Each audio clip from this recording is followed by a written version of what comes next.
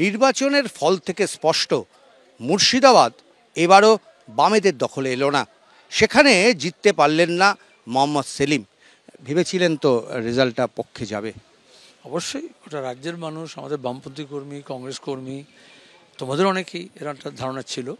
তো ভোটটা আর অনেক অন্য বিজ্ঞান আছে আর কি, সেগুলো সব বিশ্লেষণ বোঝা যাবে। এখন আমি একটু চাই নির্বাচনের ফলাফলের পরে যাতে শান্তি থাকে। কিছুদিন কেন্দ্রীয় বাহিনী থাকবে, এখন 10 দিন, তো তারপর রাজ্যের যারা চালাচ্ছেন তার দায়িত্ব নিতে হবে। আর দুই হচ্ছে আমরা বাকিটা যারা রাজনীতি করে তারা আলোচনা করে ঠিক করবে কি হয়েছে না হয়েছে। হাড্ডাহাড্ডি লড়াই কিন্তু কোনো কেন্দ্রে কোনো জায়গায় হয়েছে, সবটা না, গোটা মুর্শিদাবাদের যতগুলো কেন্দ্র হয়নি, কিন্তু এর মধ্যে একটা বিধানসভা কেন্দ্রে আপনারা জিতেছেন। হ্যাঁ, সেটা ফলাফলটা আরও বিস্তারিত হবে। আর আসলে এখনও কিছু জায়গায় কাউন্টিং চলছে, এক্ষুনি বিশ্লেষণ করা যাবে। আমি তো এটুকু বলবো যে কর্মী, কংগ্রেস এবং বামের সমর্থক, নির্বাচক মণ্ডলী, অন্য সাধারণ মানুষ যারা সমর্থন করেছেন, যারা এগিয়ে এসছেন, সাহায্য করেছেন, তাদের সবাইকে ধন্যবাদ জানাবো। আর আমাদের দিক থেকে আমাদের দেখতে হবে বিশ্লেষণ করে কোথায় ওয়্যার ইট ওয়েন্ট রং। আর যারা এর মধ্যে সমর্থন করেছেন তাদের সবাইকে ধন্যবাদ জানাচ্ছি। নির্বাচনের পর বলেছিলেন শূন্যর গেরো কাটলো, কিন্তু এবার আপনি শুধু না, গোটা রাজ্যে বামপন্থীরা ফের শূন্য। যদি দেখো গোটা দেশের যা হিসেব করছিল সবাই সেই হিসেবটা মেনে নিই, রাজ্য যে হিসেব হচ্ছিল সেটা মেনে নিই, তো কোথাও কোথাও হিসেবটা নিয়ে বসতে হবে। আর অধীর চৌধুরী তিনিও কিন্তু কার্যত হেরে গেলেন বহু বছর পর, এবং আপনারা জোট করে একসঙ্গে লড়েছিলেন মুর্শিদাবাদের বুকে। জোট কি মানুষ মেনে নিল না? সেটাও বলা যাবে না, এক্ষুনি মানুষকে দোষ দিয়ে লাভ নেই।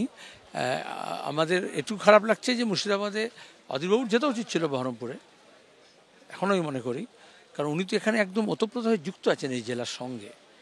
আমি তো মাত্র কয়েকদিন এলাম, অনেকের সাথে পরিচয় হলো।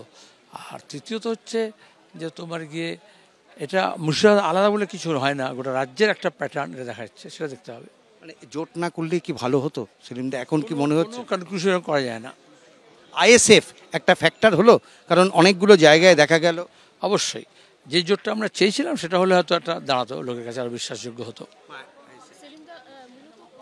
এখনো পর্যন্ত গোটা বিশ্লেষণটা তিনি করতে চান না, কিন্তু নিঃসন্দেহে এই ফল যে যথেষ্ট হতাশ করেছে তাকে এবং দলকে, তা স্পষ্ট করে দিলেন মোহাম্মদ সেলিম।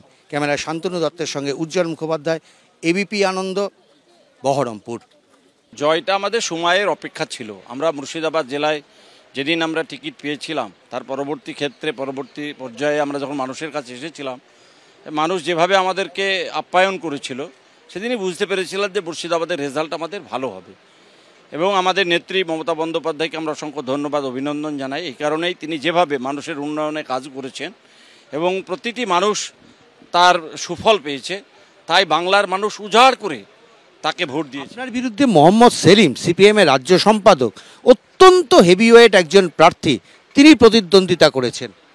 দেখুন, এই হেভিওয়েট, একদিকে তো আমাদের জেলায় দুটো কেন্দ্র, একদিকে প্রদেশ কংগ্রেসের সভাপতি, আর একদিকে হেভিওয়েট প্রার্থী মোহাম্মদ সেলিম, সে রাজ্য সম্পাদক সিপিআইএম দলের।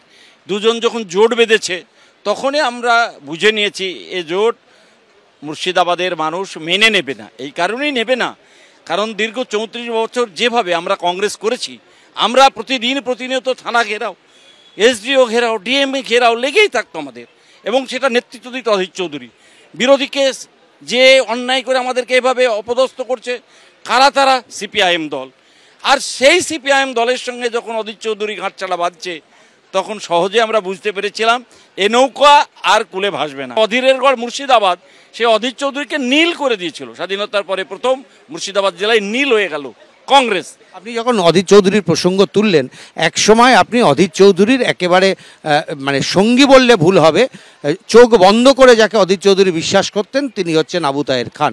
সেই অধীর চৌধুরী এই মুহূর্তে কিন্তু যথেষ্ট চাপে, তার আসন ধরে রাখা কার্যত অসম্ভব। কি বলবেন? দেখুন, অধীর চৌধুরীকে নিশ্চয়ই আমরা সম্মান করি, অসম্মানের কিছু নেই।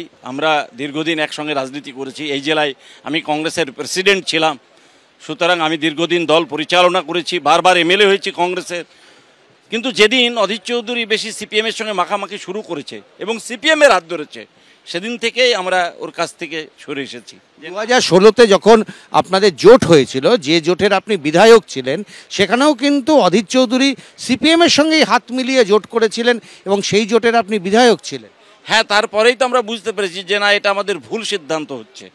আমরা যা করতে চাইছি তা ভুল হচ্ছে, কারণ ভারতবর্ষের বিজেপি যেটা করতে চাইছে অধীর চৌধুরীও সেই পথে হাঁটছে, সেই তাদের দেখানো পথেই অধীর চৌধুরীও হাঁটছে, বিজেপির দেখানো পথে। তাই তার সঙ্গ ত্যাগ করতে আমরা বাধ্য হয়েছি। সব মিলে আপনি খুশি? অত্যন্ত খুশি এই কারণেই, কারণ মুর্শিদাবাদ জেলায় এবার আমরা অন্তত মন উজাড় করে প্রাণ খুলে উন্নয়নের জন্য আমরা দিদির কাছে আবদার করব।